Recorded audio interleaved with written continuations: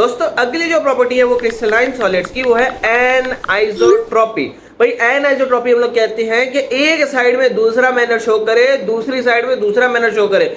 Sir क्या मतलब ये कि आपको आगे से तो कुछ और दिखाए मगर पीठ पीछे कुछ और ही हो। सर अभी तक बात समझ में नहीं आई। मैं कहूंगा एटम्स को एक हॉरिजॉन्टल रो में अरेंज किया जाता है और एक वर्टिकल रो में। दो रोज होती हैं, एक रो होती है, एक कॉलम हो जाता है आपके पास। तो रोज के अंदर वो अलग प्रॉपर्टी शो करेगा, कॉलम के अंदर अलग प्रॉपर्टी शो करेगा, भले वो रिफ्रैक्टिव इंडेक्स हो, इलेक्ट्रिकल कंडक्टिविटी, थर्मल कंडक्टिविटी या कोएफिशिएंट ऑफ थर्मल एक्सपेंशन हो।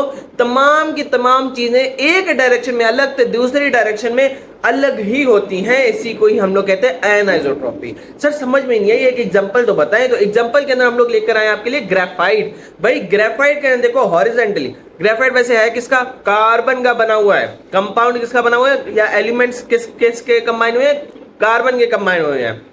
अब आप देखो कार्बन के अंदर हॉरिजॉन्टली अगर हम लोग चलेंगे एज दिस मैनर, तो हम लोगों के एटम्स के अंदर इंटर बॉन्डिंग हुई है।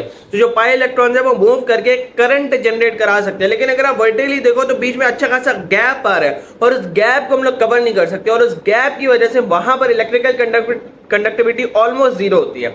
Horizontally electrical conductivity is maximum, vertically it is minimal और जीरो।